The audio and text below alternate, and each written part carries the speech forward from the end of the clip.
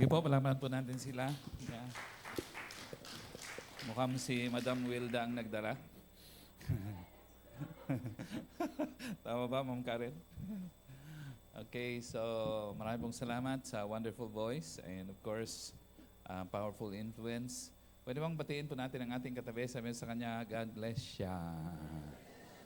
Sa kabilang katabi naman po, sabihin mo sa kanya, salamat at lumipas na ang bagyo. Yan. Makakatuyo, papatuyo na tayo ng ating sinampay. Sa kabila naman, sabihin po natin, pero may bagyo pang darating. Amen. Totoo po bang may bagyo pang darating?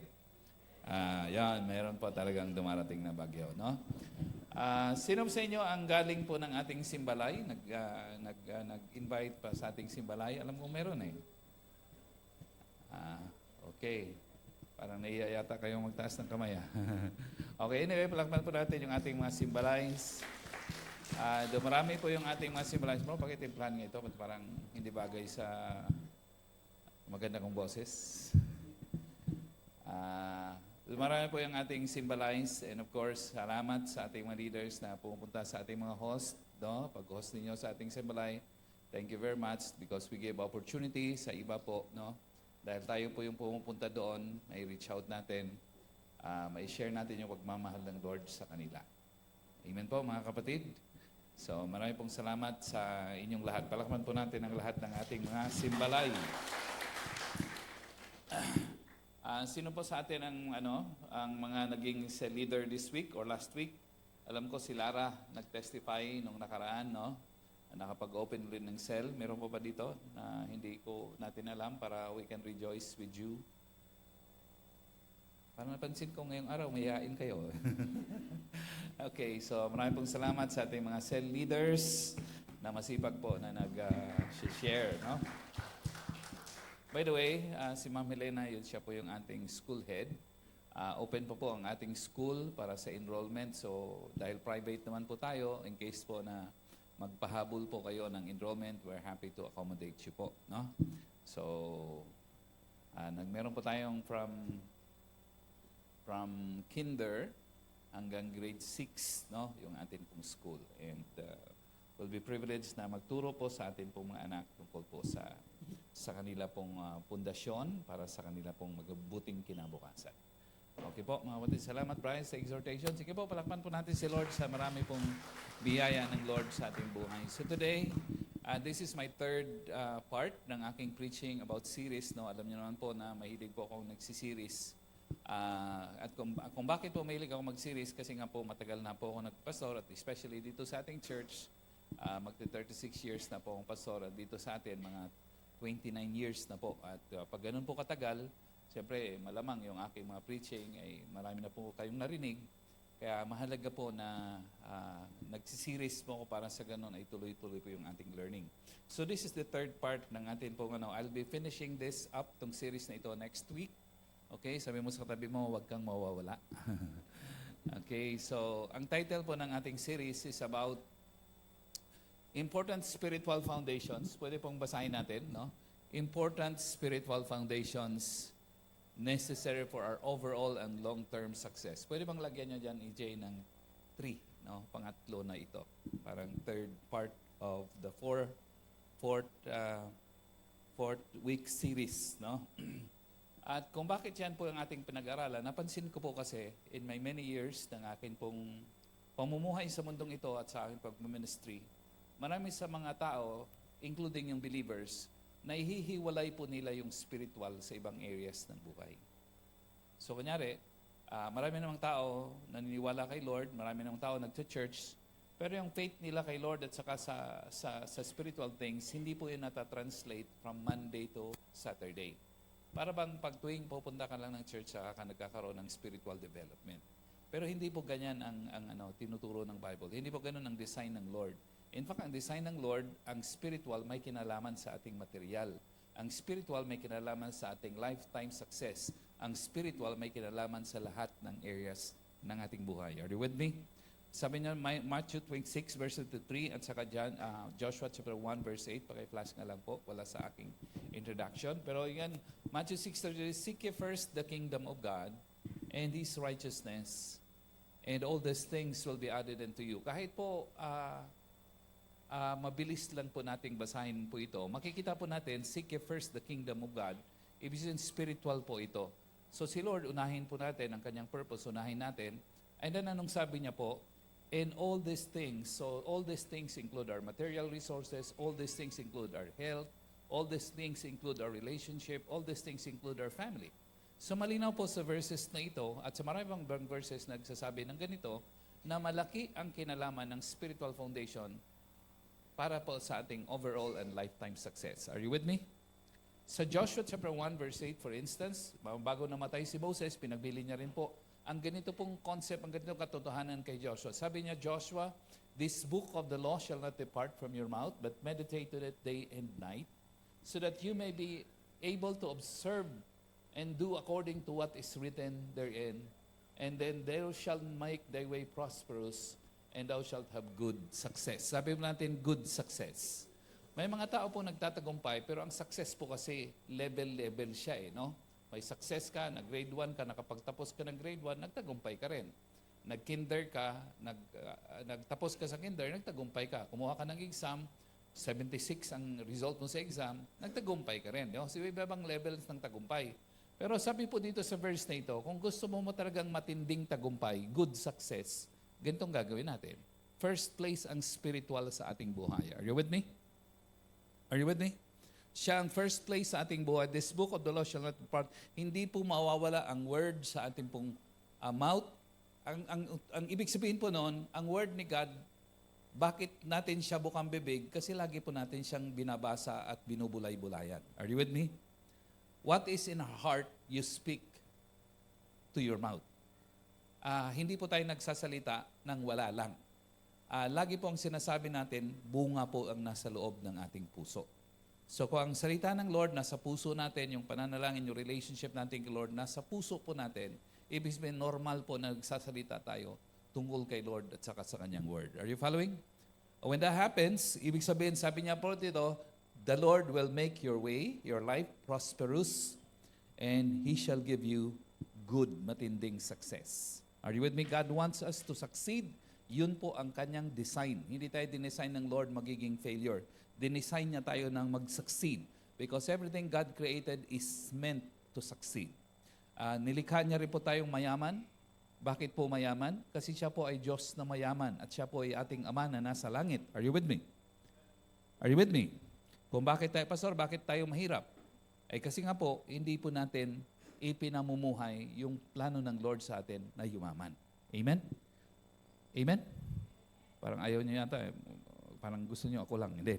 Lahat po tayo kasi yun po ang design ng Lord. Kung tayo may sakit, dinisenyo ng Lord na tayong lahat ay gumaling. Amen? Tama? So, yun po. Dinisenyo ng Lord so ang kailangan po natin ay tanggapin. Now, last 2 weeks ago, nag-share po ako about this. Yung tatlo po ito. First 3.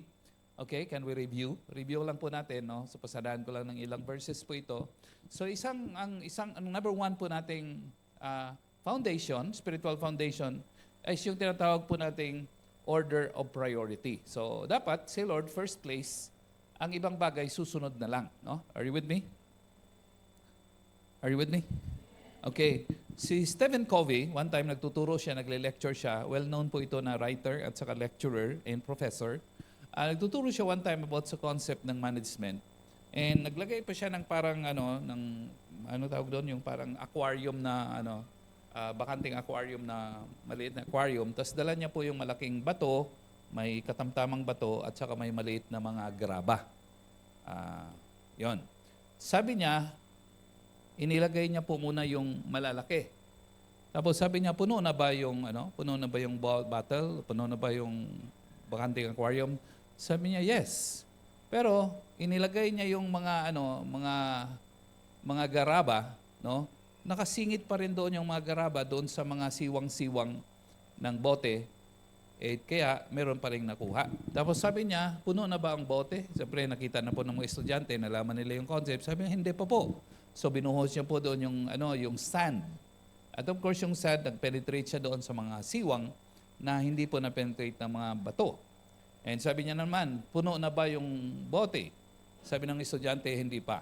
So binuhos niya po yung tubig at yung tubig nagsip through doon po sa kanyang graba at sa kanya pong mga bato. Ang ibig sabihin po ng lesson na yun ni Stephen Covey, ibig sabihin, sabi niya, put things first. Ibig sabihin yung importanteng bagay dapat una. Amen?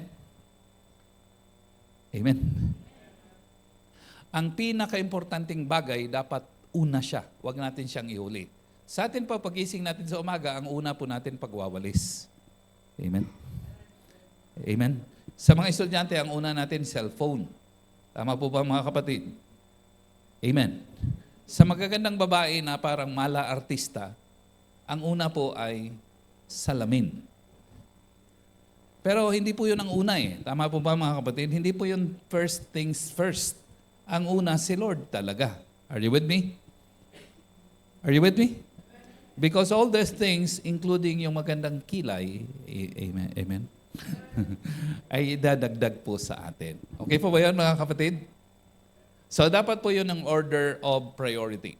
Psalm 127, quick lang po ito, dinagdag ko lang po ito, wala po ito last time. Dinagdag ko lang para sa ganun ma-hammer home itong points and truth na aking sinishare. So sa number one order of priority, Psalm 127 verse 1 to 2. Pwede po nating basahin po, sabay-sabay. Unless the Lord, sa second, kasi description niya ng Psalms 127. So number 2, line number 2, nagsisimula, unless the Lord. At the count of 3, 1, 2, 3, go. Unless the Lord builds the house, its builders labor in vain. Unless the Lord watches over the city. Kung hindi daw si Lord ang nag-build ng tahanan, hindi daw si Lord nag-build ng pamilya, kahit anong gawin mo, hindi talaga mabubuo ng maayos. Are you with me? And then verse 2, I like also verse 2. In vain, come on, read with me. In vain you rise early and stay up late, toiling for food to eat, for He grants sleep to those He loves. Sabi niya, akala po natin, hard work will make us successful. Of course, it will make us successful to some extent, no? Mahalaga ang hard work. But it's not guarantee na tayo po ay magtatagumpay at tuloy-tuloy ang tagumpay natin. Are you following so far?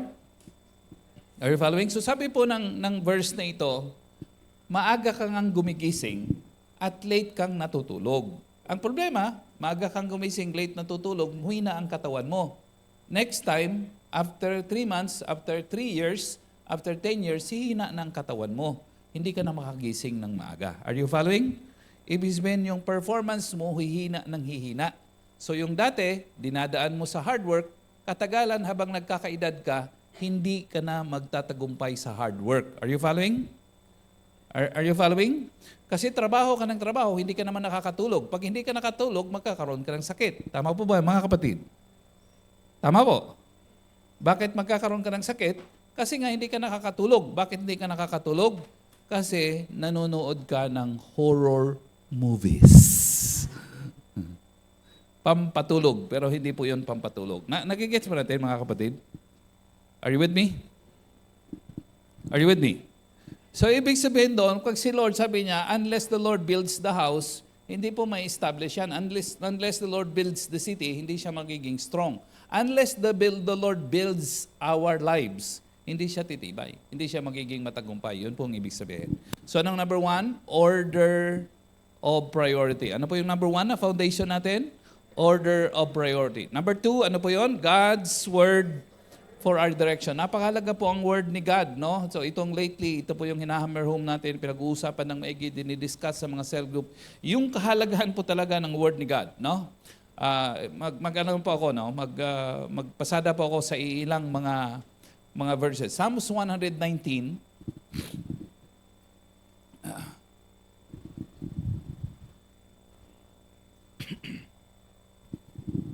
Jay, pasundan nyo nga yung ating ano. Okay. Simula po mga kapatid. Simula, no? Psalms 119, 130 muna. Psalms 119, 130 in King James Version. Ito po ang nakalagay. King James tayo. The entrance. Basahin pa natin. 1, 2, 3, go. The entrance of thy words give light. It gives understanding unto the simple. Nung wala si Lord, wala ng Word of God, di ka nagbabasa ng Word of God, confused tayo. Hindi natin alam ang ating direksyon. Maraming bagay, confused po tayo. Pero nagbasa tayo ng salita ng Lord, dumating ang Word of God sa atin. According sa verse na ito, it gives light sa atin. Suddenly, meron kang direksyon. Suddenly, meron kang understanding. Suddenly, malinaw sa iyo ang mga bagay-bagay. Malinaw po ba mga kapatid? Ganon kalaki ang tulong ng Word of God sa atin. Amen? So pag hindi tayo nagde-devotion, actually lugi tayo. Kasi hindi tayo nagagaidan ni Lord ng maayos. Sabi mo sa tabi mo, devotion tayo, pre. Yan. Okay, pumunta na pa ako sa Psalm 119. Marami po akong pasadahang verses doon. Psalms 119, yan po ang longest chapter ng buong Bible. In fact, yan din po ang nasa pinakagitna na book ng buong Bible. So, Psalms 119 verse 11. Simulan natin sa verse 11. Can you read with me? At the count of 3, 1. Ready po kayo? Okay, read with me at the count of 3. 1, 2, 3, go. I have hidden your word in my heart. Ibig sabihin po, pag wala si Lord, pag wala ang word ni Lord sa atin, madali tayong nagkakasala. Are you with me? At pag nagkakasala tayo, namuhay tayo sa kasalanan, dadaming kasalanan natin, makukonfuse na tayo, hindi na natin malalaman yung direction ng Lord. Tama po ba yan, mga kapatid? Okay, next verse.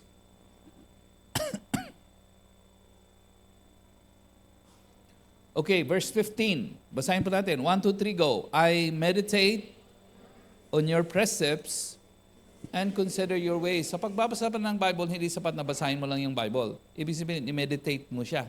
Iisipin mo, ano bang application nito sa aking buhay? I-analyze mo, ano ito, anong ibig sabihin nito? Are you with me? Hindi mo lang binabasa, mini-meditate. Yun pang ibig sabihin ng mini-meditate. Ini-study mo, kinukonsider mo, binubulay-bulayan mo kung sa Tagalog po ng mga kapatid. Verse 16. Come on, read with me. I delight in your decrees, I will not neglect your word. Sabi ni David, I delight. Ibig sabihin, tuwang-tuwa po siya pag nagbabasa siya ng Bible. Hindi po siya, bro, kumusta yung, nag-devotion ka ba? Submit mong devotion mo bago pumasok sa home office. Hindi naman yun, puro na lang devotion. Hindi ganun ang attitude ni David sa Word of God. Siya nagdi-delight sa Word of God. Sa kanya, ang pagbabasa ng Bible, magandang-maganda, hindi pahirap. Are you following? Are you following? Sabi niya, I delight. Tuwang-tuwa ako pag nagbabasa ng Bible. Sabi niya, I will not neglect. Kaya hindi ko talaga kakaligtaan ng pagbabasa ng Bible kasi tuwang-tuwa ako sa inyo pong salita. Okay, next verse. Verse 24, basahin po natin. 1, 2, 3, go. Your statutes are my delight. They are my counselors. So pati yung word ni God, yun pala ang nagka-counsel sa atin kung anong dapat gagawin, kung anong direksyon na ating gagawin. Kaya pala si Kuya Dino, ang galing mag-prenup. Amen. Kasi nagbabasa ng word. Amen. Tama po ba yung mga kapatid? Ang word ni Lord daw, counselor. Ano po ang word ni God? Counselor, nagka-counsel sa atin. Totoo po ang kailangan natin counselor? Of course. Kailangan po natin, kailangan ng guidance? Of course. So ang word ni God, nagpa-function na siya as our counselor. Ibig sabihin, we neglect the word of God to our disadvantage. Pag hindi natin binasa, pag hindi natin sinik ang word ni God, disadvantage sa atin. No? Amen? Parang di kayo nag-agree. Amen? Okay, next verse. Verse 24, 28 muna. 28. Yung bago kong sinend, Jay, yung sundan niyo. Yung pinaka-latest, Jay. Okay, verse 28. Basahin natin. 1, 2, 3, go. My soul is weary with sorrow. Tama po ba na lahat tayo na minsan malungkot? Tama po ba yung mga kapatid? Tempo yung katabi nyo, hindi siya malungkot, masaya siya. Are you with me? Pero minsan-minsan nalulungkot po tayo, no? Tama? Sa likod po ninyo, hindi siya minsan-minsan, madalas na nalulungkot. Pero sabi po dito sa word ni God, my soul is weary with sorrow. And then sabi niya, strengthen me. Grabe, pag siya'y nalulungkot, pag siya'y nagsasuffer, ang word ni God ang nagpapalakas sa kanya. So pag hindi ka pala nagbabasa ng salita ng Diyos, sayang, hindi ka lumalakas. Eh sa atin pa naman, lalo sa mga lalaki, pag may problema, alam niyo yung ganito? Weightlifting.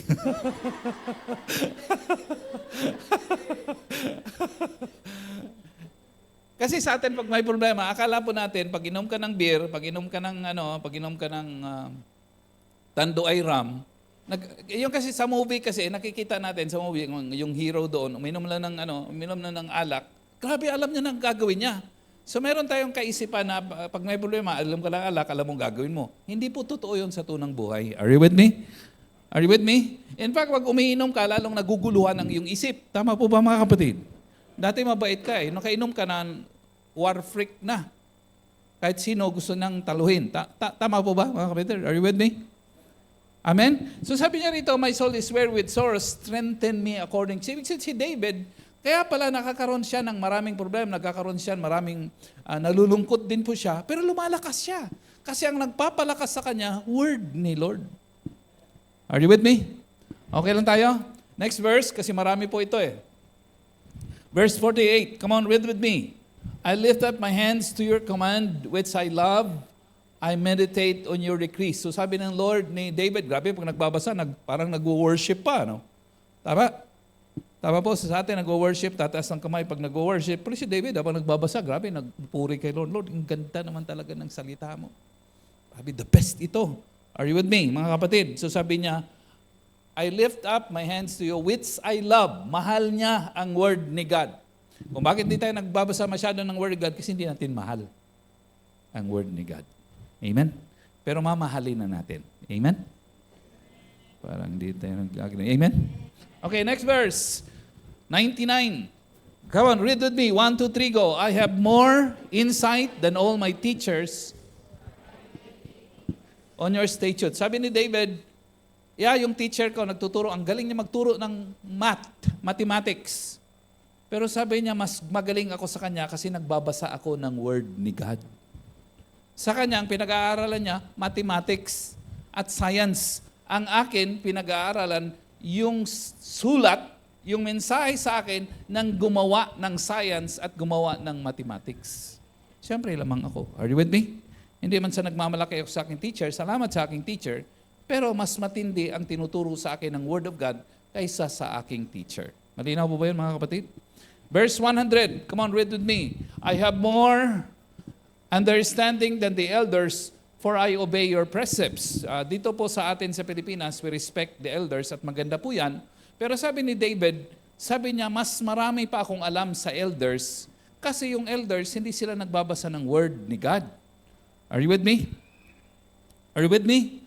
Pero dahil ako nagbabasa ng word of God, mas mahusay pa yung aking pananaw. Hindi naman siya nagko-compare, hindi naman siya nagmamalaki. Pero yung word of God talaga, nagbibigay siya ng matinding kaalaman. Amen? Amen? So kung tayo po'y leader or elders, kung tayo po'y nasa position of leadership, all the more, magbasa tayo ng Bible, so para sa ganun yung wisdom natin ay magiging pronounced. Ibig sabihin, magagamit natin ang wisdom sa araw-araw nating decision at araw-araw nating pamumuhay. Next verse.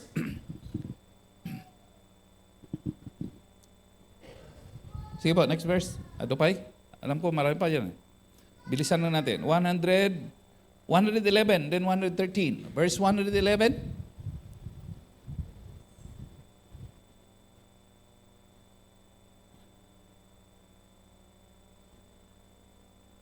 Send ko lang sa iyo, AJ.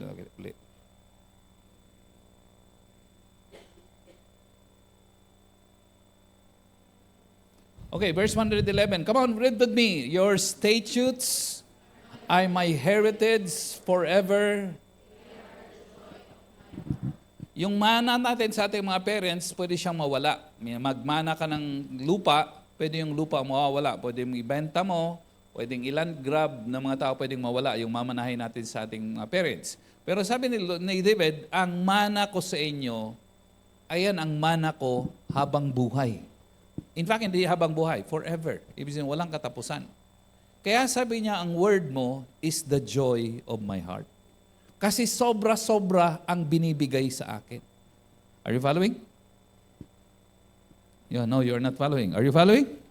Okay, ganun po kaganda ang word ni God. Ibig sabihin po, ng mga kapatid, grabe pa nagbabasa, pag nagde-devotion, may joy. Sa atin, pag nagde-devotion, pahirapan eh. Pambira naman to si Kuya Brian kasi. Require pa ng devotion. Bakit kasi may devotion pa? Are you with me? Are you with me po, mga kapatid? Next verse, 113. Come on. I hate double-minded men, but I love your law. Ibig sabihin si David, ayaw niya ng double mind. Mahal na mahal kita, Fe. Sa susunod na araw, mahal na mahal kita, Maria. Are you with me? Ang tawag po doon, double-minded. Paiba-iba ang isip. Nagigets po mga kapatid? Wala pa akong pinapatamaan. Are you with me? Linilinaw ko lang. Amen? I hate, sabi ni David, I hate double-minded men. Yung ibig sabihin, paiba-iba ang isip. Kasi ako, fix ang aking isip. Kasi ang word ni God, yun nagtuturo sa akin na fix yung aking pag-iisip. Kaya dito sa Bible, tinuturo sa atin, ng Bible, na huwag kang makipamatok sa hindi mananampalataya. Isa sa importante requirement, hindi dahil sa nagtatangi ang Bible, hindi sa dahil may bias ang Bible. Para ang marriage daw ay magtagumpay, dapat pareho kayo ng value system. So, dapat ang babae at lalaki may takot kay Lord, dapat ang word ni God, standard ng kanilang buhay. Para may standard sila. Kasi kung ang babae may standard, may takot kay Lord, ang lalaki walang takot kay Lord, pag nag-away sila, boxing ang mangyayari. Are you with me? Are you with me? Boxing ang mangyayari, ang resulta, wrestling. Amen? Okay lang tayo. Okay lang tayo. Parang ako lang natutuwa sa joke ko. Yung nga po, Pastor, nabuti na halata. Are you with me? So pag naka-fix ka sa word ni God, lagi ka nagbabasa sa word ni God, hindi ka magiging double-minded. Lagi kang firm. Next verse, 127. Come on, read with me. Because I love your commands more than gold. Grabe, pati pure gold. Grabe mga kapatid, mas matindi ang word ni God kaysa sa pure gold at saka SM. Hindi po gold po ibig sabihin nun. Ibig sabihin, mas matimbang pa ang salita ng Lord kaysa sa maraming clients. Are you with me? Hindi client ang source, si Lord ang source ng atin pong blessing. Next verse, 129, come on, read with me, your statutes are wonderful. Sabi ni David, ang salita mo, Panginoon, grabe, napakaganda. Sa atin kasi ang alam natin sa salita ng Lord, boring eh. Hirap namang intindihin. May mga tao, hirap namang intindihin ang Bible. Boring. Hindi po totoo yun. Sabi ni David, ang salita ng Diyos, wonderful. Sabi mo sa katabi mo, wonderful. Okay, next verse, 162. Come on, read with me. 1, 2, 3, go. I rejoice in your promise like one who finds great spoil. Ibig sabihin, noong unang panahon, pag nag-war ang mga kingdom, pag natalo yung isang kingdom, lahat po ng ari-arian ng natalo, sa kanila na po yun. Mga kumot, mga asawa, mga anak, ganyan. Lahat po sa kanila, mga baboy, mga baka sakali, mga kalabaw, lahat ng pag-aari nila, kuha mo. Ang tawag po doon, spoils. Anong tawag? So kadalasan po, ang spoils po, grabe, multi-million po yun kung sa atin pong pera ngayon. Napakarami talaga. Napakarami yan. So sabi ni David, sabi niya, mas natutuwa ako, nagre-rejoice ako sa promise ng word mo, Panginoon, kaysa sa napakaraming spoils. Ganun niya kinukumpara ang ganda ng salita ng Lord. Sabi mo sa katabi mo, ang ganda. Sa atin kasi yung babaeng nasa session ng atin, ang ganda niya. Hindi. Ang word ni God ang maganda. Amen? Parang hindi kayo pumapayag. Say amen. Okay, meron pa bang next? 164. Come on, read with me. Seven times a day I praise you for your righteous laws. No, dito po, nakalimutan ko yung tinglagay. Sabi ni David, at midnight, ano daw po? At midnight, sabi niya, I rise to give you thanks for your laws. Grabe, no? Hating gabi, gumigising siya. Hindi para uminom ng tubig. At hindi para mag-CR na kamukha ko. Are you with me? Si David gumigising siya hating gabi para magpuri lang kay Lord. Grabe, tindi. Si Moses, nung iniwan niya si Joshua, sabi niya, meditate on God's word, on God's law, day and night. 2 beses. Si Daniel, matindi. Si Daniel, nagbabasa ng Bible, nagme-meditate 3 times a day. Morning, afternoon, and night. Si David, kaya pala matindi si David. 7 times. Ilan po? 7 times ba? Alala ko po yung ate ko, tinuturuan ako magbasa. Grade 1 yata po ako. So, mahina po ako sa pagbabasa. Hindi ko makakope up doon sa tinuturo. Pasensya na kayo, puro laro ang nasa utak ko. So, tinuturuan ako ng ate ko. Sabi niya, basahin mo nga ito. Pinabasa sa akin yung gatas. Sabi ko, Alpine.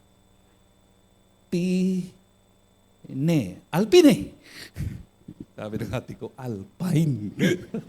Ano malay ko ba? Are you with me po mga grade 1 nga rod? Are you with me? Mga kapatid, amen. So, ginagaya ko lang yun, times. Huwag niyo pong gayahin, times. Amen? Okay lang kayo? Parang seryoso na naman kayo. No? Sa atin po, pagpunta ka sa church, okay na may importanteng seryoso, pero you have to enjoy also. Sabi ng Nehemiah chapter 8, verse 9, 10, this is a time not to grieve, no, because this is the day of celebration.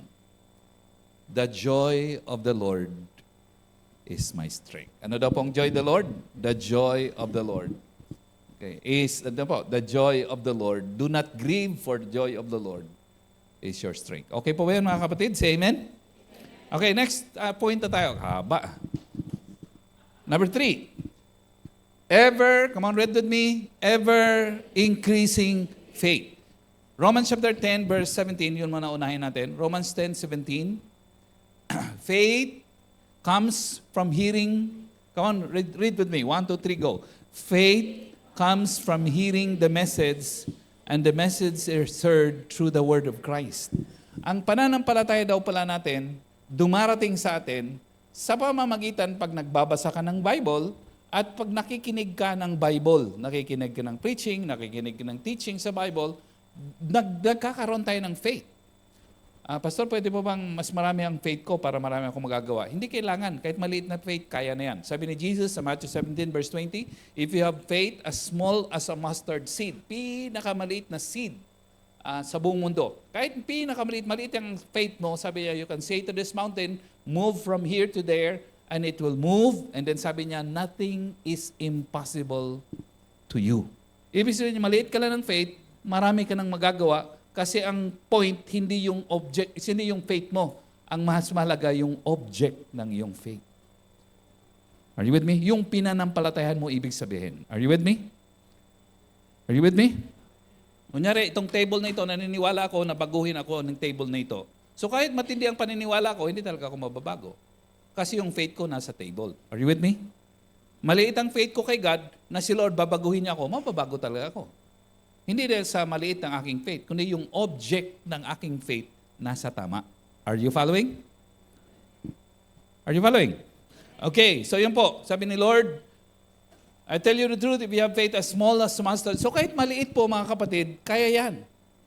Ang mahalaga, i-exercise natin yung ating faith. Nagigets?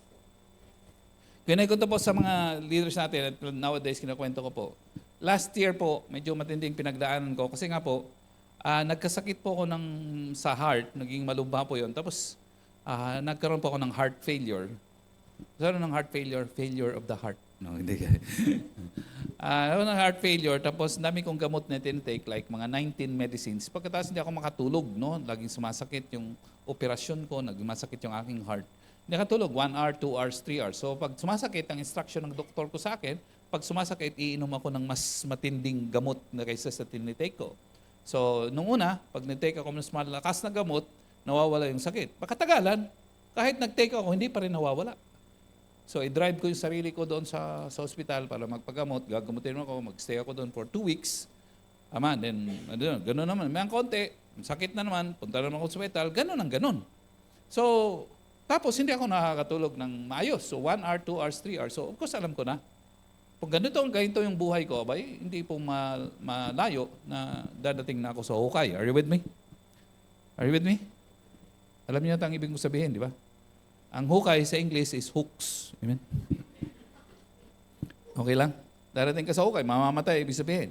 So sabi ko, Lord, okay naman ako kasi marami naman akong nagawa kay Lord. Sabi ko, okay naman kung kuhanin mo na ako, Lord, pero meron ka pa bang pinapagawa sa akin? Sa tingin ko, marami siyang ginagawa si Lord sa akin.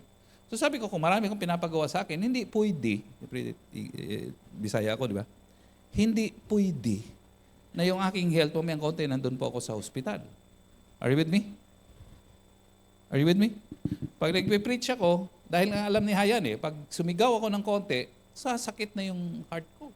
So sabi niya, laging nakabantay, ang gaganon sa akin pag tumataas boses ko. Ibig sabihin, wag kang sisigaw-sigaw. Kasi kawawa na naman ako. Yun ang ibig sabihin nun. Sa pagbabantay sa'yo. Yun po ang ibig sabihin nun, mga kapatid. Saya pag nagbabantay sa hospital yan, alas 2, alas 3, alas 4, hindi siya natutulog. Konting galaw ko lang, check niya. Okay ka lang, Daddy? So alam ko na, pag nagganon siya, ibig sabihin, sundan ko kasi ang ibig sabihin nun, siya ang magsasuffer. Are you following? No, you're not following. Are you following? So susundan ko kasi nga, yun talaga Pero and then one day, yung nga po, abang umatin po ako ng training ni Bishop Donon, sabi ko maraming pinapagawa si Lord sa akin, saka sa church, hindi pwede naman na ganito yung aking kalusugan. Tama po ba mga kapatid? Sabi ko, Lord, pagagalingin mo talaga ako kasi kung hindi mo ako pagalingin, hindi ko masustain itong ginagawa ko. Sabi ni Lord, pinagaling na kita. Sabi ko, Lord, pagalingin mo po ako. I'm begging you, pagalingin mo para humaba yung aking buhay. Sabi ni Lord, yun ang problema sa iyo Umihingi ka ng bagay na binigay ko na. Are you with me? Are you with me? Diba? Tingnan po natin. Psalms 107 verse 19 to 20. No? Psalms 107, 19 to 20. Basahin natin. 1, 2, 3, go. Then they cried to the Lord in their trouble, and He saved them from their distress. Verse 20, He sent forth His word and healed them. Hindi po nakalagay dito, He sent them, Dr. Pangwi, and held them. Hindi He sent them medicines so that they would be held. Held. Bisaya kong tang ano. Si Ate Neng kasi, hindi ka rin. Si Neng talaga. Sabi ni Neng, anong kinaman ko dyan, uncle? Is sent forth, ano daw po ang sinend? Sent forth. Now, ano po, maganda pong nagme-meditate ng word kasi alam po natin, okay, grammatical construction ng verse. Ano po ito, present or past tense? Of course, past. Kasi sabi niya, He sent, past. Na-send niya na, sabi niya, yung kanyang word para sila ay gumaling. Kung na-send na, anong dapat kong gagawin? Buksan! Are you with me? So, kunyari, pinadalhan po ako ng ano ba yung nagde-deliver sa motor? Parcel. Pinadalhan ako ng parcel. Nilagay doon sa door namin doon sa KM3 sa Asin. Nakapangalan ko. Tapos nagre-reklamo ako sa manager, Sir, yung aking parcel. I-report ko kayo kay Presidente. Hindi, yung Presidente ng PTA, ibig sabihin. Ang dapat kong gagawin, buksan, angkinin, yung parcel kasi nasa amin na. Are you with me? Sa ating healing, pinadala na ni Lord ang healing natin. Sent forth, ang pinadala niya sa atin, hindi gamot. Ang pinadala niya, healing natin. Minsan gumagamit si Lord ng doktor, minsan gumagamit ng medicine. But it is still God who heals us. Siyang nagbigay ng wisdom sa mga doktor, siyang nagbigay ng understanding sa mga nurses. Are you with me? Everything points back to God. Amen? Sino nagturo sa'yo? Teacher. Sino nagbigay ng wisdom sa teacher? Si Lord pa rin. Sino gumawa ng bahay? Karpentero. Sino nagbigay ng wisdom sa karpentero? Si Lord pa rin Ang dulo si Lord pa rin Tama po yan, mga kapatid? Are you with me? Yung katabi mo, gwapo. Amen? Sinong nagbigay niyan? Amen? Si Lord, siyempre. Malinaw po ba tayo mga kapatid? Amen. Sige po, sa ano po? Isaiah chapter 53 verse 5, pasadaan ko lang po ito kasi sa tingin ko mahalaga. Journey ko po ito for the past few weeks na. But he was pierced. Come on, read with me. 1, 2, 3, go. But he was pierced for our transgressions. He was crushed for our iniquities. The punishment that brought us peace was upon him. And by his wounds, we are healed. Nung by his wounds, we are healed. Ano pong grammatical construction? Ang tawag po dyan sa English, present participle. Ano pong grammatical construction? Present participle. Ang present participle is past tense. Ibig sabihin, by his wounds, we are healed. Past. Hindi niya sinabing, by his wounds, you will be healed. Ibig sabihin, future yan. Are you with me? Hindi niya sinabing, by his wounds, you heal. Present. Sabi niya, by his wounds, we are healed. Past reality na nararanasan mo ang effect. Are you following? Are you following? So, nung nagbabasa po ako ng ganyan, sabi ko, Lord, napangako na pala eh. So, bakit ako dependent sa mga doktor? Salamat naman sa doktor, salamat naman sa mga medicine. Are you with me? Pero ang nagpapagaling talaga kayo eh. At base sa mga verses na ito, yung word talaga ni Lord. So, hindi ako magaling dahil naggagaling-galingan lang ako. Are you with me? Magaling ako sapagkat pinagaling na ako ng Lord. Amen. So, ang problema ko, nakabase po ako sa symptoms. At saan po ako nakabase? Tuwing sumasakit ang puso ko, sabi ko, oh, grabe, may ano na naman ah. So, tuwing sasakit, natataranta ko. Dahil, yun nga, sakit na naman. Ibig sabihin, may signal na ito kasi yung aking heart po, may sugat. May mga sugat na siya. So, yun nga, natataranta ko doon. Sabi, bira naman, oh, gastos na naman to. Are you with me? Are you with me? So, ang ginawa ko po, I began declaring every day. Dinideclare ko itong verse na ito. So, mga verses ito, marami pa yan. Psalms 107, tama ba yun? 107 verse 18 ba yun? I will not die but live and will declare what the Lord has done. Amen? Araw-araw ko siyang dinideclare. Bakit araw-araw? Kasi yun po yung principle ng word ni God. I-declare mo siya. Amen? So, pasadahan po natin ng Mark chapter 11 verse 23 to 24 quickly. I tell you the truth, if anyone says to this mountain, go throw yourself into the sea, ang tinutukoy ni Jesus Christ, hindi yung literal na mountain. Ang tinutukoy ni Jesus, yung malaking problema, mabigat na problema sa buhay mo. Sa iba sa atin, ang malaking problema natin yung ating health. Are you with me? So kung ang problema natin, ang bundok natin yung ating health, sabi niya, go throw yourself into the sea. And so sabi niya, if you say to the mountain, sabihin mo, bundok ng sakit.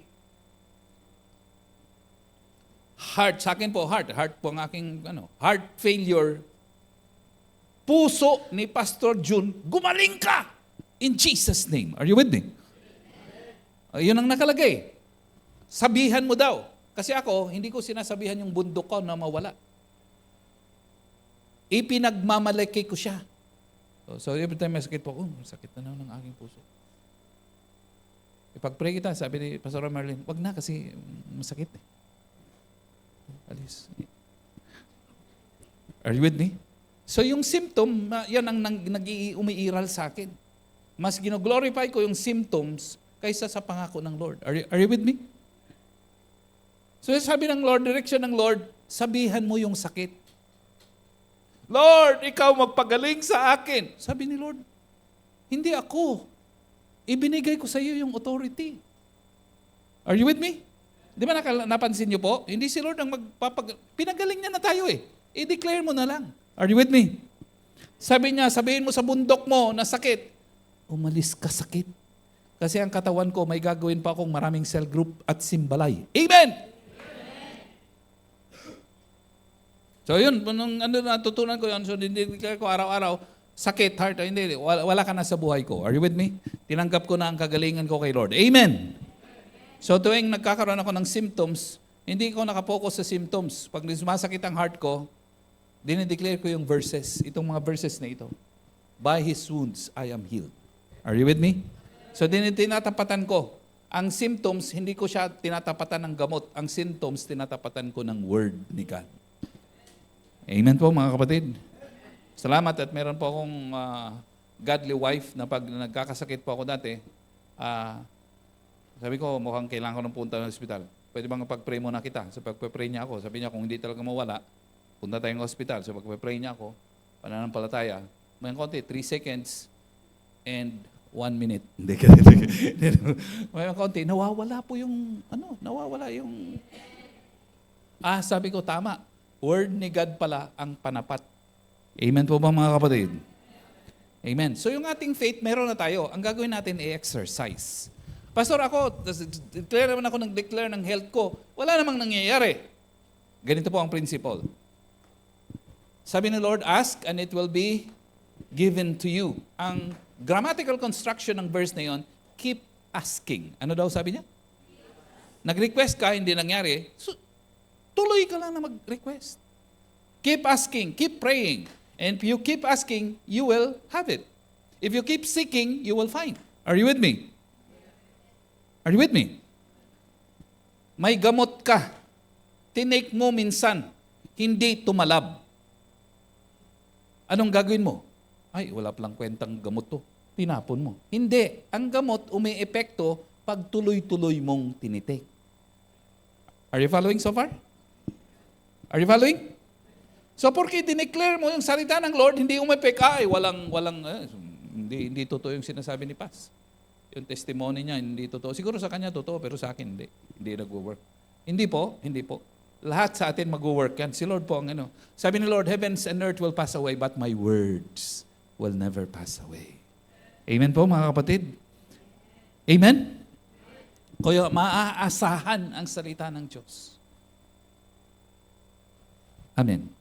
So pwede bang mag-journey tayo kasi ito yung bagay na mahina tayo sa ating spiritual foundation. Ako din po inaamin ko dahil nga po mahina ako pagdating sa area ng faith. At ngayon lang ako nagpapalaot. Kaya syempre hindi ko may turo sa inyo kasi ako mismo mahina eh. Strong naman ako sa maraming areas but of course sa area na ito, I'm still learning and kaya sinishare ko para sa ganoon mag-journey tayo. Amen po mga kapatid. Alam kong hindi lang ako paggagaling ng Lord, kayo din, marami pa po sa atin gagaling kay Lord. Amen po mga kapatid. Amen. James chapter 5 verse 16, mga kapatid, James, sabi po ng Bible, kung kayo ay may sakit,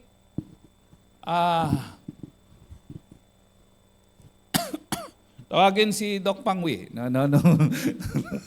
Hindi po, mabuti pong doktor yan. Hanga po ako sa mga doctors natin. No? Ano ko yan, hindi ko sila minamalit. Hindi pala. Pakihanap nga, yung if you are sick, call the elders of the church. Mali ang aking pagka-recall sa aking memory verse. Call the elders. Ano bang doon? Pakihanap nga sa Google. Alam niyo yung Google? Okay, James chapter 14. Yeah. Come on, read with me. Is any of you sick? You should call the elders of the church to pray. Ibig sabihin, pastor, ibig sabihin mga leaders sa church, to pray over him and anoint him with oil in the name of the Lord. Verse 15. Come on, read with me. Verse 15. Kahit wala pa. And the prayer offered in faith will make the sick person well. The Lord will raise him up if he is in.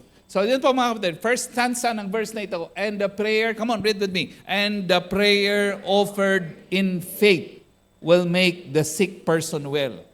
And the medicines prescribed exactly by the doctor will make you. Hindi. Sabi niya, and the prayers offered in faith will make the sick person well. Are you with me? So pwede natin i-apply. Amen, mga kapatid, more and more. Pag may sakit, Pastor, pwede bang magpa-pray? Nandiyan na, parating na si Ma'am Karen. Amen. Amen. Amen. Kasi nasa butuan po ako. So, yung nga po, call natin yung ating mga elders, mga mentors natin, na tayo na magpe-pray natin with faith. Kung sakasakaling hindi gumaling, anong mangyayari? Wala tayong sumunod tayo kay Lord. Are you with me? Are you with me? One time si Jesus naglalakad, nakakita siya ng fig tree, kakuha siya na sana ng pagkain ng fig tree. Bunga ng fig tree, kamukha ng mangga. Nakita niya walang bunga. Kinurse niya yung fig tree. Huwag ka nang magbunga magpakailanman. Malis Jesus. Kinabukasan, duman sila sa same spot, sabi ng mga disciple, Lord, sabi niyo yung kinurse po fig tree, natuyo. Sabi ni Lord, have faith in God. Ibig sabihin, nag-pronounce ng word si Jesus, hindi kagad natuyo. Pero mula nang nag-pronounce siya, nagsimula na doon sa root. Are you with me? Are you with me? It was just a matter of time bago fully nag-manifest yung faith and declaration ni Jesus. Amen? Siguro po mga 1.5 month ko nang ginagawa araw-araw ako nagde-declare ng aking healing. And dramatic po yung hindi naman siguro sobrang dramatic, but dramatic po talaga ang improvement. From 2 hours, 3 hours, 1 hour na ngayon po nasa 5 hours na po ako natutulog, 6 hours, 7 hours, minsan 8 hours. Are you with me? May kasama pang hilik dyan. Amen po mga kapatid. Are you with me? Of course, alam naman po natin, pag nakakatulog po tayo, nare-repair ng ating katawan yung ating po mga yung mga cells. Tama? Tama. Kaya dati hindi ako makapag-grip ng maigi. Honestly po, dahil nga po sa ngayon nakaka-grip na. So, goal ko itong year, makapag-walking uli, makapag-bike uli. Hindi ko pa nagagawa, pero makapag-bike uli. Then walking, jogging, and then maglaro ng basketball. Tatalunin ko si Kuya William. Amen. Amen. Kasi dati tinatalo ko ni Kuya William. Magre-revenge ako. Amen. Biro lang. Amen. So, nag-manifest ba kaagad fully? Not necessarily. Pero nagsimula na doon sa root. Are you with me po mga kapatid? At unti-unting nakikita ko, sabi Lord, sana nakita ko itong mga verses noon pa. Are you with me? Pero di bali pa, mga kapatid, ngayon natin tuklayan, so i-apply na natin kaagad. Okay po ba yun, mga kapatid? Okay lang kayo? Check niyo po ang katabi mo, are you okay? Sabi mo sa kanya. No? Saka ang problema kasi sa atin, nakafocus na tayo sa doktor, mabuti silang tao. At gifted din naman sila, binigay sila Lord ng gift of healing, pero wag naman sa tao lang yung ating pananampalataya. Nasa Diyos na nag-create ng tao at nagbigay ng wisdom sa mga doktor. Amen? Okay po ba tayo yan, mga kapatid? Number 4. Grabe, tagal Keeping your covenant. Ano daw po ang ikikip natin? Covenant. Ang covenant po, pangako ng agreement natin kay Lord. Sabi ni Lord, pag ginawa mo yan, itong gagawin mo. At pag ginawa mo yan, ganito ang gagawin ko sa'yo. Sabi niya kay Abraham, I want you to go out from your country, go to the place that I want to show. And then sabi niya, I will bless you and prosper you. I will make your name great. Genesis chapter 1 verse 3, sabi niya ganon. I will bless those who bless you. I will curse those who curse you. Pag sinunod po natin yung covenant natin kay God, meron tayong protection. Malalaman po si Prophet Balaam, no? Balaam sa amin sa Bisaya. Balaam sa English. Hindi ka. Balaam. Sabi nung punta ang Israelites, no, hinire siya ng king na i-curse yung Israelites. So, pumunta din talaga si Balaam, sabi niya, hindi ako makapangako, pero subukan ko. Sinubukan niyang i-curse. Sabi ni Lord sa kanya, hindi mo pwedeng i-curse yung aking mga binless. Hindi mo pwedeng i-reverse. Are you with me? Are you with me? Yung mga taong aking ibinless, hindi mo pwedeng i-curse. At hindi mo rin pwedeng tama ba? Hindi mo pwedeng i-curse yung aking binless, at hindi mo rin pwedeng i-bless yung aking kinurse. Are you following? So pag sumusunod tayo kay Lord sa kanyang word, ang tawag po doon, covenant. Anong tawag? Pag sumusunod tayong ganoon, protected ang ating buhay. So hindi ka kinakabahan, no? Daming nainis sa akin, o baka may kaaway ko. Protected ka ng Lord. Are you with me? Hindi ka mawawala sa mundong ito nang hindi natutupad ni Lord ang purpose niya sa buhay mo. Amen? Amen? Amen? Hindi po tayo namamatay accidentally. Namamatay tayo dahil yun po yung hangganan ng ating pong buhay. Nagigets po natin mga kapatid? Nagigets? So pag namumuhay ka kay Lord, you are protected. Sabi mo sa katabi mo, you are protected. Okay, saka ko na makarami na ako doon kanina sa number 2. Number 5, giving and Sacrifice. So, lagi tayong nagsasacrifice kay Lord. Number 6, full dedication to the ministry. Dagan nyo nga ako ng mga 5 to 10 minutes na additional, please. Okay lang kayo? Parang hindi sasama ang loob nyo sa akin? Hindi kayo magbabackslide? Are you with me? Mag-i-amen pa rin kayo ng malakas. Amen. Okay, number 7. This is today. No, number 7. Last week ko itong preaching. Number 7, dying to self. Anong number 7? Okay. Sa buhay po natin, may 3 bahagi ang ating buhay. Body, soul, and spirit. Ano po yun? Sa atin po, maraming tao nakadepende sa body na nag-influence ng soul, nag-influence ng spirit. Ibig sabihin, kung anong pakiramdam natin, yun ang ginagawa natin. Ayaw mong gumising, tinatamad ka, huwag ka nang mag-church.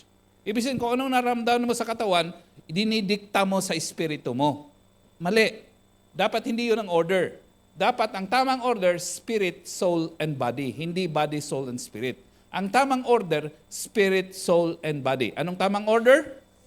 Spirit, soul, and body. Lahat ng gagawin mo, hindi dapat yung nararamdaman mo ang basis.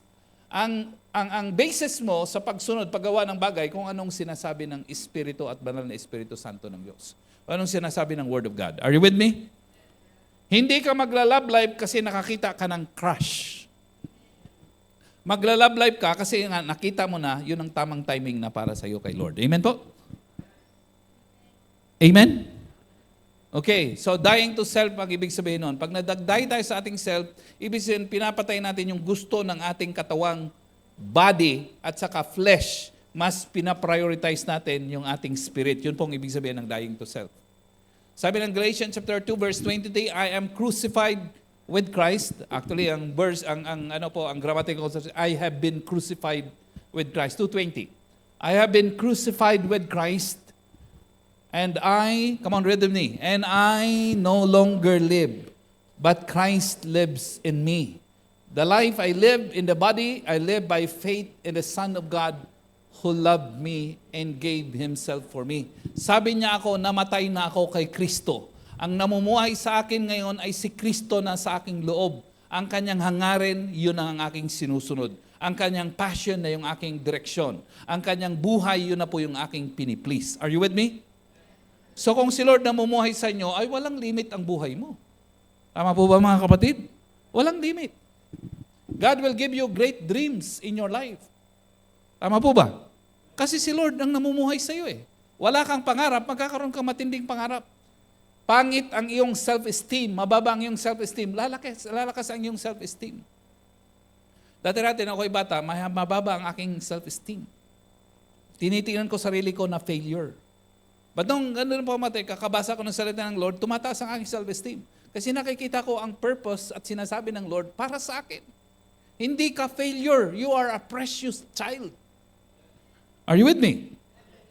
Yung failure mo sa exam, nag-exam po ko sa PMA, hindi ako pumasa. Yung failure mo sa PMA, kasi hindi ka para doon.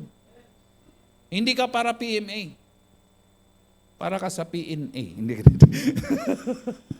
PMA, kung alam niyo pang PMA, Philippine Missionaries Association. Hindi ka dito. Philippine Military Academy. Nung nasa Cebu po ako, nag-take ako ng exam, hindi po ako pumasa. Okay. Mahinang ulo. Pero hindi po ganun ang explanation, Lord. So, hindi dahil sa mahinang ulo ko. Hindi yun ang direksyon ng Lord para sa akin. Amen? Amen?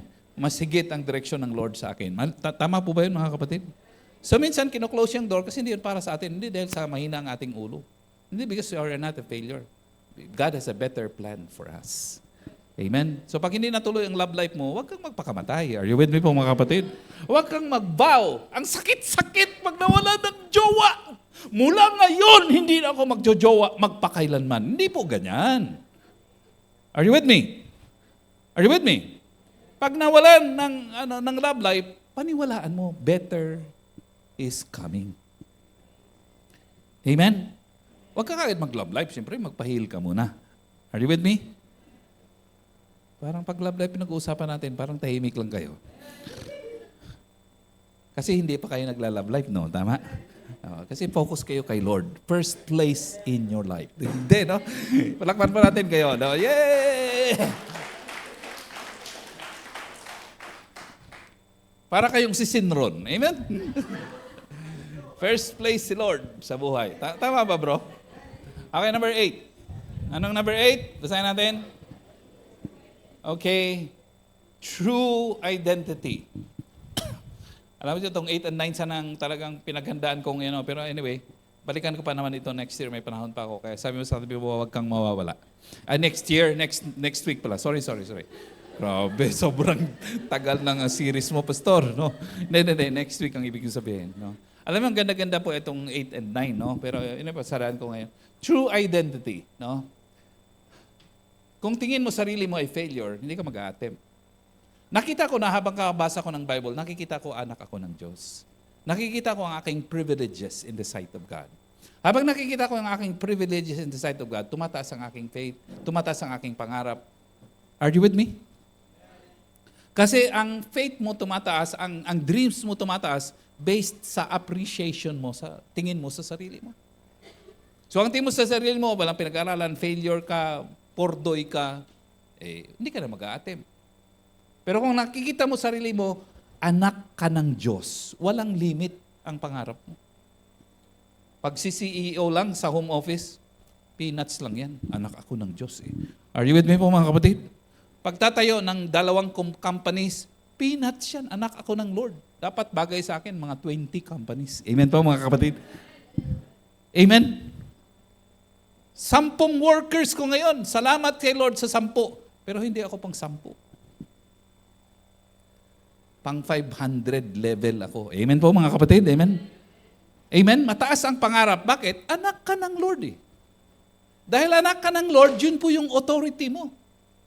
Sabi ng Lord sa Matthew 28:19-20, sabi niya at 18, all authority in heaven and earth has been given to me. Sabi niya, lahat ng authority sa mundo, sa langit, sa lupa, binigay na sa akin ng aking Ama. Therefore, go and make disciples. Sabi niya, dahil lahat ng authority binigay sa akin, binibigay ko rin sa inyo.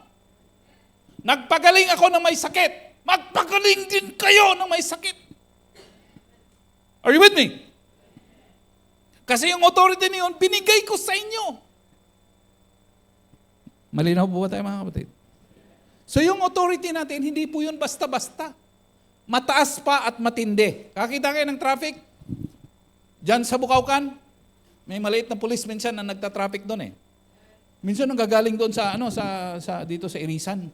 Siyempre, galing sa baba, malaking truck, di ba? Yung mga 8-wheeler na mga truck, di ba? Bilis-bilis lang. Pagdating sa Bukawkan, yung maliit na police, di ba? Magpipito. Of course, may tsapa siya rito. Minsan sira kasi yung traffic lights. Ganun lang siya. Ang liit. Pwede naman siyang sagasaan Tama po ba mga kapatid? Mahina siya Ang 8-wheeler na yun, ang lakas-lakas. Are you with me? Are you with me? Bakit tumitigil? Kasi yung mama may authority. Ibig sabihin ng authority niya, backed by the whole Republic of the Philippines. Pag hindi mo sinunod mo, hindi yung traffic ang kalaban mo. Si BBM ang kalaban mo at saka si Madam Sara. Amen po mga kapatid. Walang ibig sabihin yan mga kapatid. Malinaw po mga kapatid? Ang kalaban mo, buong Pilipinas, ibig sabihin. Kapag sinabi, stop, stop ka talaga, hindi pwedeng hindi ka mag-stop. Kasi yung authority niya masyadong malakas.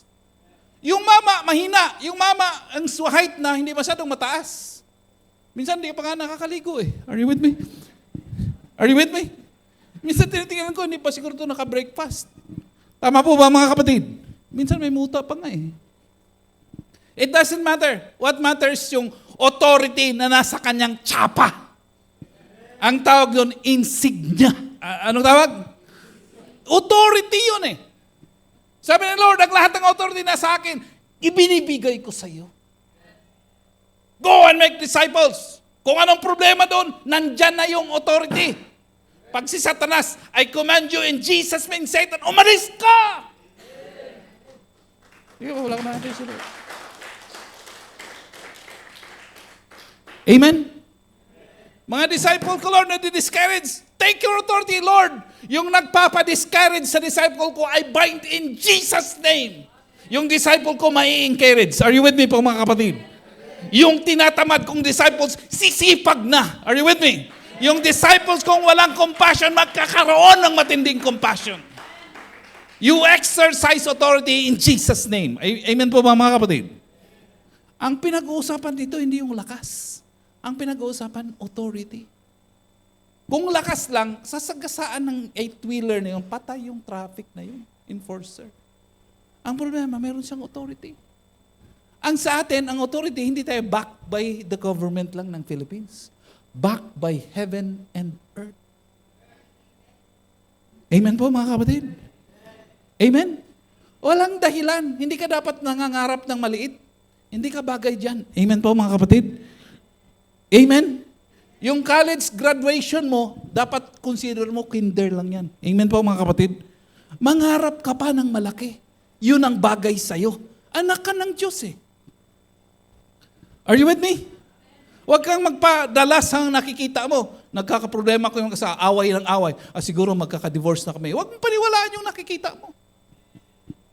Amen po ba mga kapatid?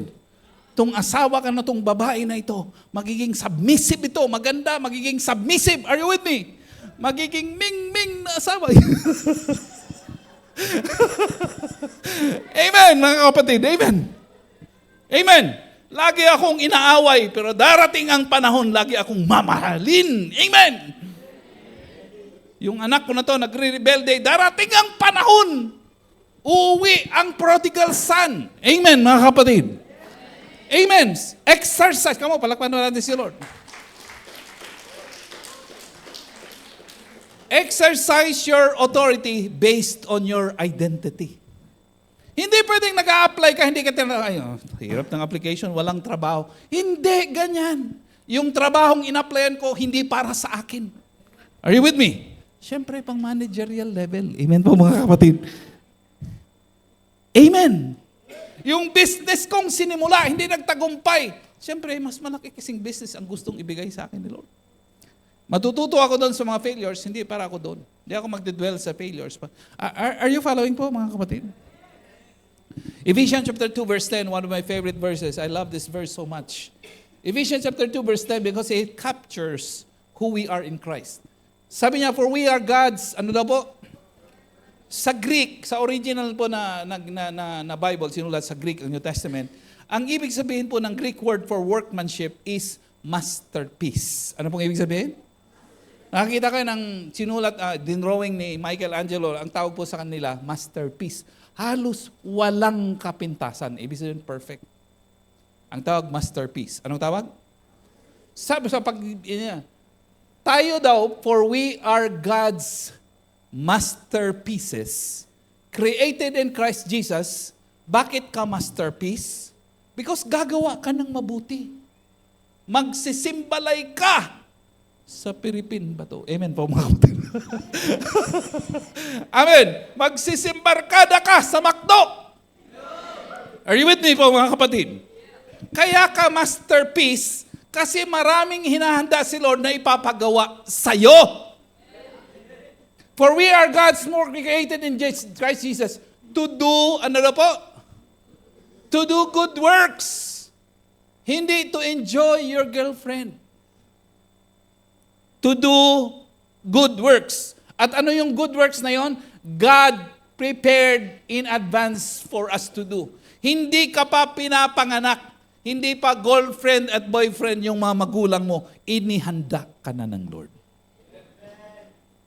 Amen? Itong batang ito, napakagwapo na ito. Balang araw, pag lumabas ito, pangalanan nating William. Amen po mga kapatid. Amen. Normal na lalapitan ng mga babae. Amen po mga kapatid. Amen mga kapatid. At mahihirapan siyang mamili. Pero siyempre, ang pipiliin niya yung the best. Amen po mga kapatid. Kaya si Ate Janet, the best siya. Amen po.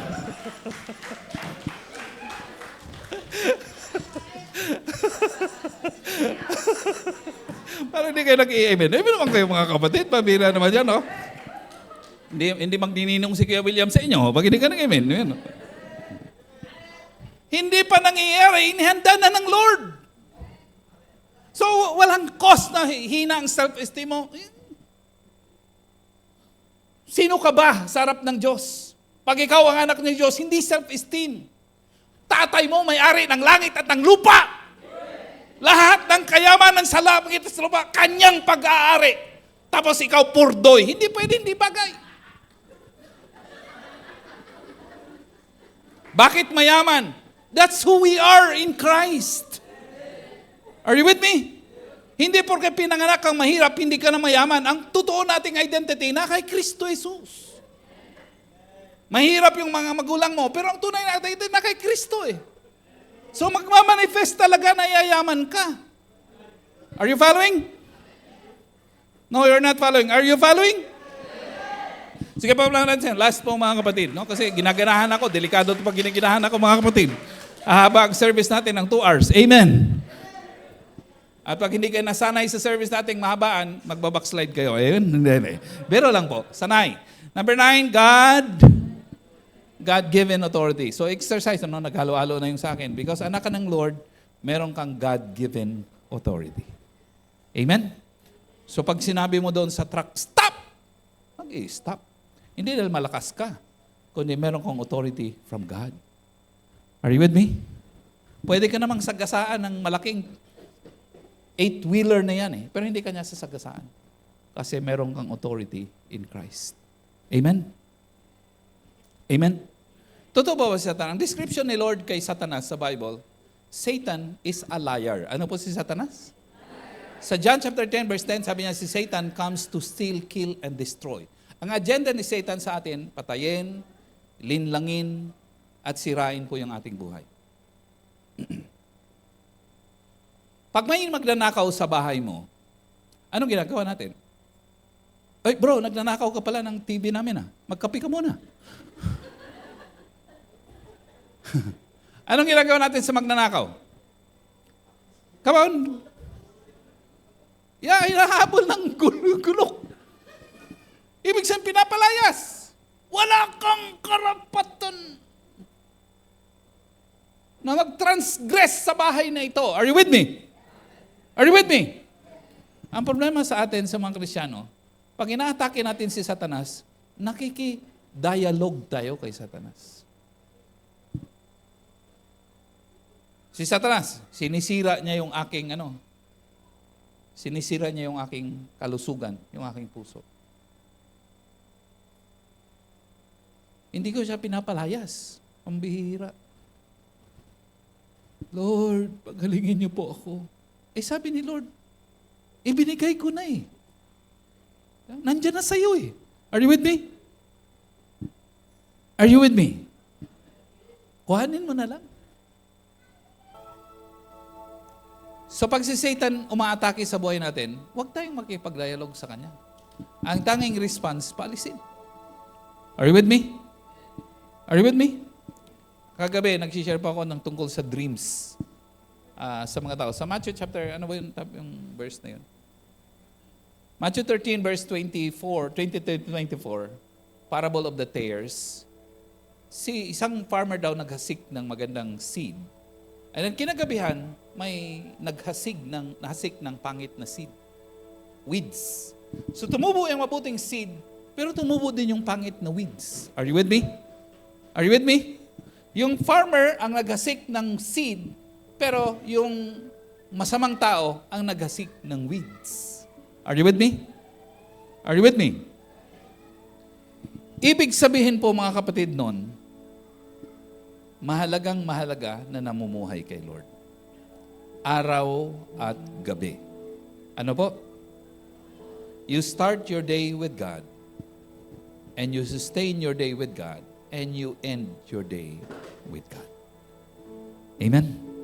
Alam nyo, dati-rate, pag natutulog ako, ang aking pampatok, TV. At mahilig po ako sa mga action, paminsan-minsan, action movies, paminsan-minsan, mga horror movies. Ano po yun? Parang hindi ko siya nakikitang may relate. Pero katagalan po, especially last year, na hindi ako nakakapagbasa ng Bible kasi marami pong masakit na masakit yung aking heart. So, katwiran ko, naiintindihan naman ako ng Lord, matagal naman akong pastor, so okay lang siguro hindi pa siya nakabasa ngayon. Makaka-recover na ako balang araw, babawi din ako. Pero ang nangyari, habang hindi ako nagbabasa ng Bible, maraming attacks na nangyari. mga panaginip ko, pangit na. Are you with me? Are you with me?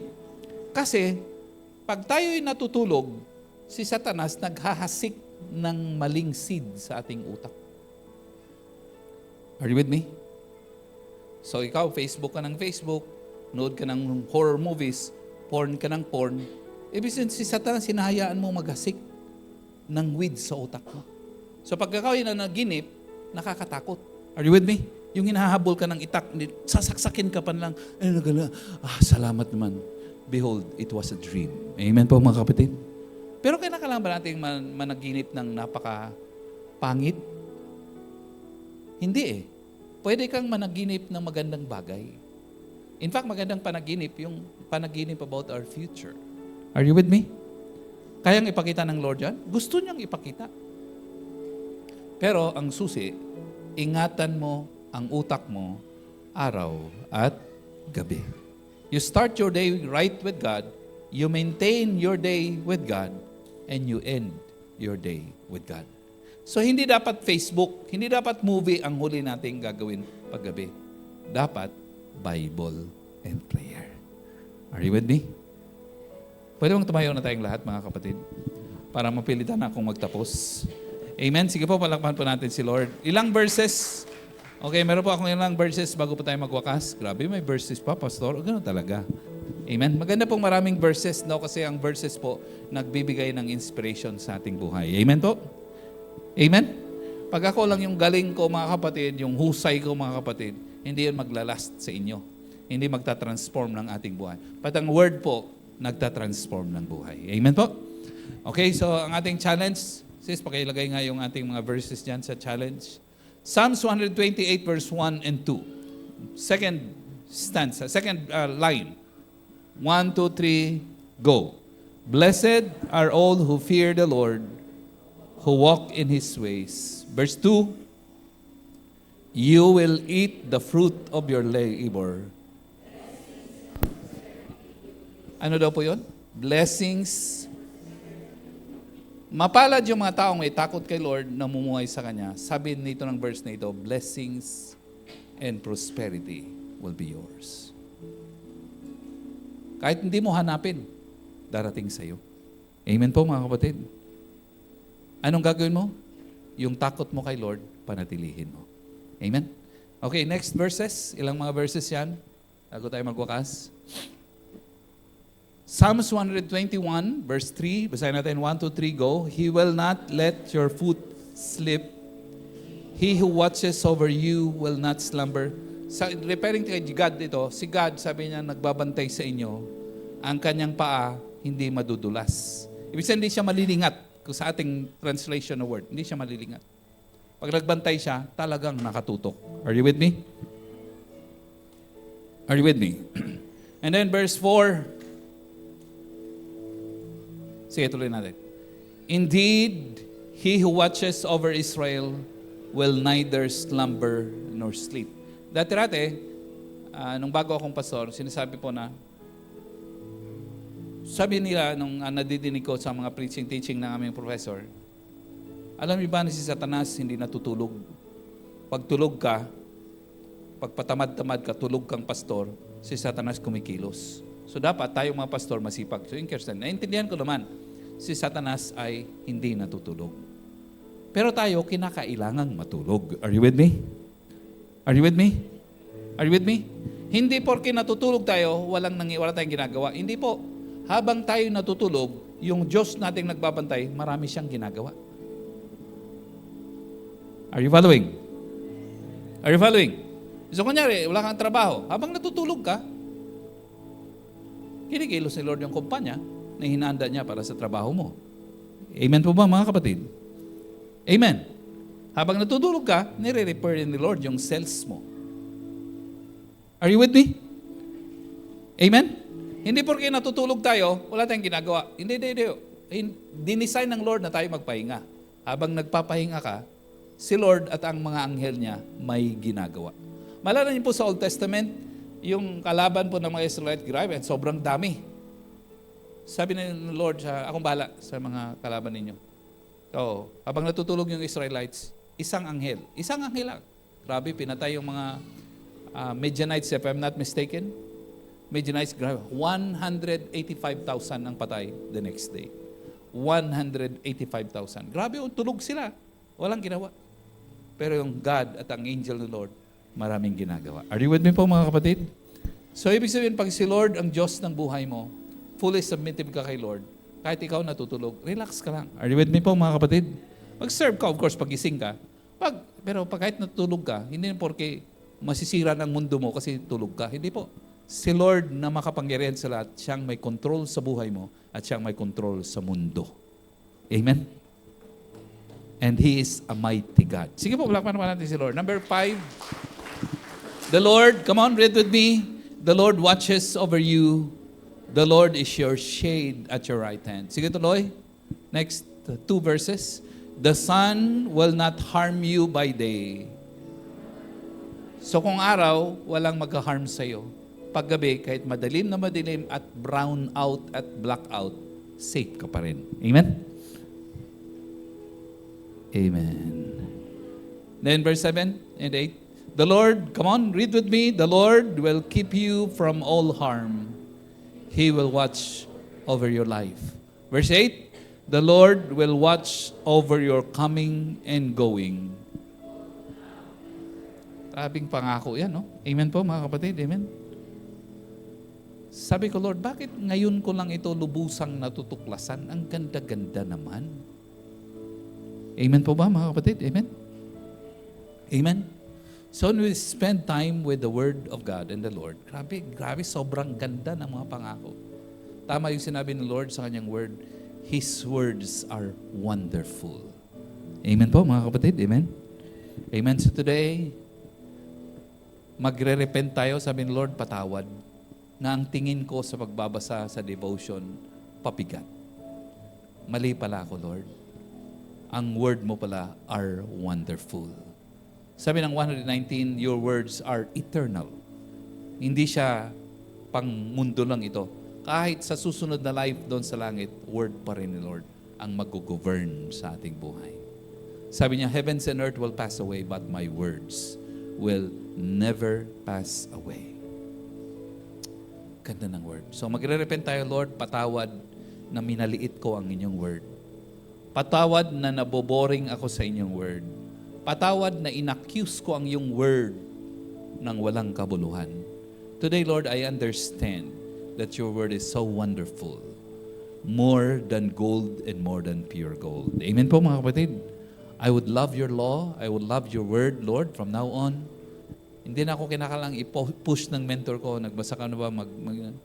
Kusa na lang akong magbabasa, mamahalin kong pagbabasa. I-submit sa kanyang devotion mentor. Pakicheck naman kasi nagbasa na po ako. Amen po mga kapatid. Hindi mo check ang devotion ko for the last 3 months. Ito po yung mentor. Amen po mga kapatid. Ang sarap mentor ng word ng Lord at ang pangako ng Lord. Amen po mga kapatid. Amen. Pangalawa po na gagawin natin, magkukumit tayo, Lord, ang paglilingkod ko sa iyo, half-hearted, parang 50% lang, 80%. But today, Lord, nakita ko, grabe, ang sarap pala ng all-out na naglilingkod sa iyo. So today, Lord, from now on, I will be all out in my serving you. Service to you, Lord. Kung dati, 50-50 lang, 70-30 or 80-20 or 20-80, ngayon, Lord, all out ako. Amen po, mga kapatid. Amen? Amen? Yung aking tunay na passion ay lalabas yan. Tutulong ako sa mentor sa Simbalay, tutulong sa cell group, tutulong mag-disciple. Amen po mga kapatid, amen? Amen? Magpaparami ng aming actual cell leader, magde-develop ng potential cell leader. Whatever it takes, tutulong ako because I was created to do good works in advance. Amen po mga kapatid? Anak ako ng Lord at pangmatindihan ang galaw ko dapat. Amen po mga kapatid, amen? Amen? Sige, let's raise our hands together and let's pray that. Yung ipagpe-pray natin yung dalawang binanggit ko. Lord, patawad na ang inyong word, akin pong na maliit, hindi ko siya minahal. Lord, but today, Lord, I will love your word from now on. And then, Lord, dati-dati, hindi po ako, Lord, all out sa paglilingkod sa Lord. Patawad, Panginoon, na hindi ako all out. But today, Lord, beginning today, I will serve you all out with my heart and soul out in serving you, Lord. Alam po namin, Lord, when I die to self, ibig sabihin, pag naglilingkod ako ng buo, grabe, matitindi din ang aking aanihin. Pag ang seed tinanim ko at ito'y mamamatay, ito po'y mabubuhay at lalago at magbubunga ng marami. Ibig sabihin, pag ako all out, namatay ako sa aking sariling pangarap, sa aking sariling flesh, doon po ako tutubo ng husto, ng matindi. At matindi ang gagawin nyo sa aking buhay because I died to myself and serve you all out in serving you, God. So, sabay-sabay po tayong manalangin. Okay lang na sabay-sabay manalangin? Are you with me? We come to church not only to hear the message, but we also share our commitment to Lord. Amen po? Kaya? Kaya mag-pray? Sabay-sabay? Wala nang amen. Kaya? So at the count of 3, sabay-sabay pa tayo manalangin. Lord, fill me with your Holy Spirit, Lord. Yung word nyo magiging all out. Lord, yung ministry mo, magsaserve ako from now on. Maraming tao makakilala sa inyo. Maraming tao invite ko sa Simba Life. I will do great things for you, for my family, for your work, and for your purpose because you have created me to do good works. Sipo, at count of 3, sabay-sabay pa tayong manalangin. Ready? 1, 2, 3. Come on, let's go. Father, Lord, we thank you, Jesus. Come on, speak. Lord, we thank you, Jesus. Come on, speak louder. Lord, we thank you, Jesus, Panginoon. Patawad sa panahon, Lord, na kami, Panginoon, ay haphazard sa amin pong dedication sa inyong word. Patawad sa panahon, Lord, na hindi namin minamahal ang inyong salita. But beginning today, Lord, we will love your word, God. We will love your word. We will love your word. We will love your word. And Lord, dati-dati, haphazard ang amin pong paglilingkod sa inyo, Lord. Hindi po all out, but beginning today, Lord, we will serve you all out sa amin pong paglilingkod sa inyo, Lord. Come what may, kayo po ang first place, kayo ang second place, kayo ang last place ng aming buhay araw-araw. When we do that, Lord God, yung success na inyong hinanda para sa amin, yung prosperity and blessing na hinanda mo sa amin, will be ours for keeps, Panginoon, Lord God. We speak blessing, Lord, to come sa aming pong buhay. We speak your power to emanate, Lord, sa aming buhay. We speak your power, Panginoon, na on authority namin pong gagamitin more and more. We are your children. Hindi kami beggars. We are your children, Panginoon. We dream big dreams. We are your children. Gagalaw kayong mga tindihan. Hindi pong maliitan because ang aming Diyos, ang aming Ama na nasa langit ay makapangyarihang Diyos, makapangyarihang Ama, Lord. Yung aming failures in the past, we cast them aside. We learn the lessons from those failures and we become better, Panginoon, for our present and for our future. Lord, yung inyong word will continue, Lord, to guide us in everything that we do, every decision that we take, Lord. And our future is so bright, Lord, because you have created our life, you have created our future. For you know the plans you have for us, plans to prosper us and not to harm us, plans to give us hope and a future, Panginoon, Lord. Maraming pong salamat, Lord. We honor you, we bless you, Lord. And we pray that we will serve you more and more each day. Thank you, Lord. Thank you, Jesus. Worthy is your name, Jesus. You deserve the praise. Worthy is your name. Worthy is your name, Jesus. You deserve the praise. Worthy is your name. Worthy is your name, Jesus. You deserve the praise. Worthy is your name. Come on, sing worthy. Worthy is your name, Jesus. You deserve the praise. Worthy is your name. Worthy is your name, Jesus. You deserve the praise. Worthy is your name. Worthy is your name, Jesus. You deserve the praise. Worthy is your. Come on, sing, be exalted. And be exalted now in the heavens as your glory fills this place.